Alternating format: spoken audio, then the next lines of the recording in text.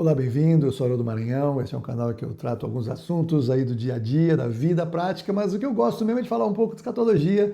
Esse canal começou com vídeos de escatologia. Se você gostaria de pegar uma sequência aí desde um comecinho nesse canal, você vai achar lá atrás, 4 anos, 5 anos atrás, eu tive uma sequência legal, eu fiz vídeos curtos falando, organizando vários temas bíblicos no próprio livro de Apocalipse. Se você quiser, dá uma passeada lá, dá uma maratonada no canal, tem muita coisa que apesar daquele tempo ser tão assim, lá para trás, ainda estão muito atuais, porque a maioria deles foi só falar dos textos bíblicos e tentar aplicar no dia a dia. Mas hoje eu quero trazer para uma realidade hoje presente, um conteúdo mais assim, bíblico mesmo, e eu quero te falar, essa chamadinha foi essa brincadeira, né? Pedro falando de escatologia no Salmo 90.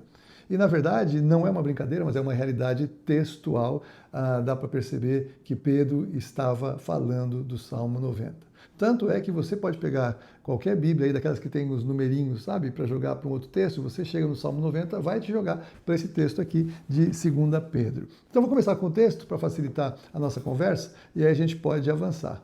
Esse texto ele é muito importante porque Pedro ele não está falando outra coisa que não seja dos últimos dias. Ele está falando que, no contexto de que, olha, a vinda do Senhor ela não é demorada, como muitos falam. Na verdade, o Senhor ele é longânimo, ele não quer que nenhum se perca, senão que todos cheguem ao arrependimento. E ele estava falando isso no contexto de que virão os zombadores. Então, quem estava falando isso não era alguém que estava, por que está atrasando? Não, aqui vai vir nada. Os zombadores, os escarnecedores virão nos últimos dias falando sobre isso. E aqui, 2 Pedro, capítulo 3, você vai ler ali para frente. É curtinha, você precisa ler a carta de Pedro inteira. Eu estou falando do capítulo 3. Então, o que o Pedro fala, esses caras chegarem, aparecerem, é justamente uma marcação de tempo de que está se cumprindo. Então não é que Deus está demorando. A misericórdia dele ainda está estendida. A graça dele ainda está oferecida. Ele ainda quer que nenhum se perca, mas que todos cheguem ao arrependimento. O Senhor tem esse desejo, mas as pessoas têm a liberdade de escolha e a maioria, o caminho largo, não vão escolher isso. E, na verdade, essas pessoas estão agora fazendo o quê? Abraçando esses que dizem esta groselha, vai voltar, sempre falaram isso. Já teve um monte de gente que falou, já marcou data, tudo mais. E quem marcou data estava errado, para marcar data. Mas o fato é de que ao longo do tempo, tivemos momentos na história que parecia que fosse, mas eu hoje, pela geração que eu sou, pelo tempo que eu nasci, que você está aqui comigo, nós sabemos que não poderia ter sido antes. Por quê? Antes de 48 não podia ser porque Israel não estava na terra. Antes da gente chegar pertinho do fim do sexto milênio, não podia ser, porque Deus trabalha com ciclos de 7 anos, as semanas estabelecidas, então da própria criação, 6 dias, 6 ciclos de tempo, Deus criou a terra e no 7º ele descansou. A semana, segundo a lei, 6 dias de trabalho, no 7º descansam. Então há uma figura aí que o Senhor nos coloca e nós podemos usar para a história da humanidade. Estamos chegando pertinho do final do sexto milênio e nós sabemos que haverá um 7º dia, um 7º milênio em que Jesus vai reinar sobre a terra, Deus vai governar sobre a terra, o descanso do Senhor será estabelecido no seu governo. E é por isso então que Pedro responde o que para essas pessoas, Essas pessoas que falam, está demorando, não aconteceu nada, ele diz, deliberadamente esquecem que para o Senhor um dia é como 1000 anos e 1000 anos é como um dia. Então Pedro nos dá uma chave profética, uma chave de hermenêutica profética de que, da mesma maneira que tem a semana da criação, 6 dias ou 6 tempos de criação, o 7º de descanso, na lei 6 dias de trabalho e o 7º de descanso, então 6.000 anos para o Senhor estabelecer a sua obra de criação, o trabalho da humanidade sendo feito, para que haja depois o 7º dia, o 7º milênio, que ele é totalmente diferente, é o dia do Senhor Jesus, é o milênio do Senhor Jesus, então ele vai reinar poderosamente a partir de Jerusalém. Então não era possível isso acontecer antes que existisse a cidade retomada, revivida, restabelecida, a nação restabelecida, e agora o que falta é o templo ser restabelecido, então logo isso deve acontecer, mas o fato é que no milênio o Senhor vai reinar presencialmente aqui na terra, ele virá.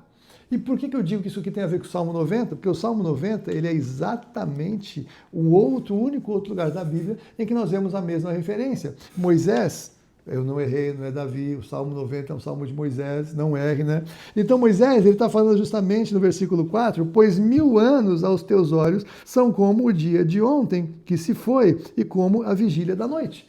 E Pedro faz exatamente a mesma conexão. 1000 anos para o Senhor é como um dia, e isso é tremendo, porque eu creio na grande tribulação como um período de 7 anos. 7 anos como uma figura profética de 7 dias do casamento judeu, 7 dias de festa. Então, 7 anos de festa no céu, aqui na terra, pancadaria. 7 milênios da história da humanidade, porque no fim do último milênio, do 7º milênio, no finalzinho da sua Bíblia, aí a Bíblia fala então, não fala nada.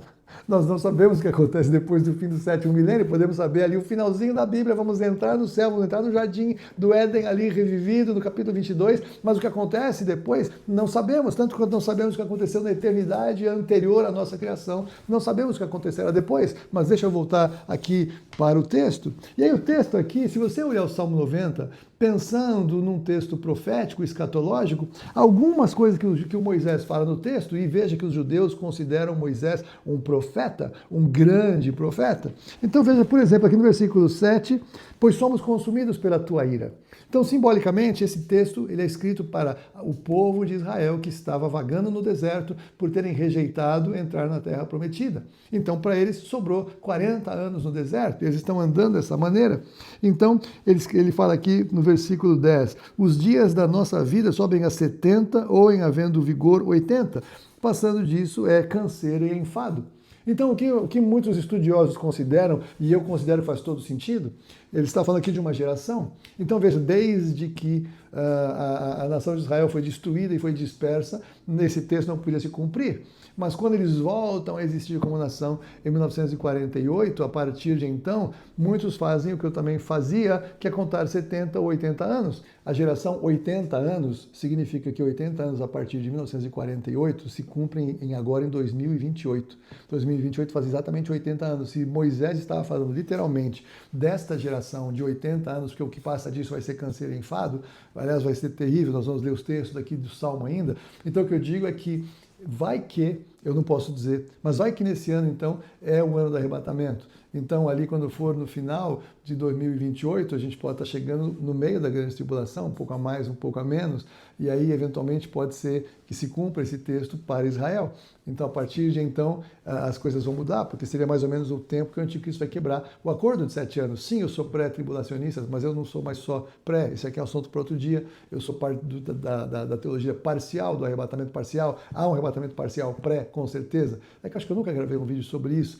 Tem coisa até constrangimento de falar, porque vira os haters, todo mundo vira o caminho aqui em cima, mas tudo bem, eu entendo que eu posso contribuir para o seu estudo falando isso e fecho meu parênteses aqui, voltando, então, 70, 80 passando isso é canseiro e enfado, mas quando nós vamos para Mateus 24, que é o sermão profético, e Jesus está falando sobre isso, ele diz algo interessante, que esta geração que viu isso acontecer, o quê? A parábola da figueira, que muitos comparam exatamente a figueira como Israel. Então a geração que viu isso acontecer não vai passar sem que tudo isso aconteça. Então o finalzinho dessa geração, durante a grande tribulação, vai então acompanhar o final, os últimos anos, se tivermos mais 7 anos, se for 80, 90, quantos anos sejam, pouco importa.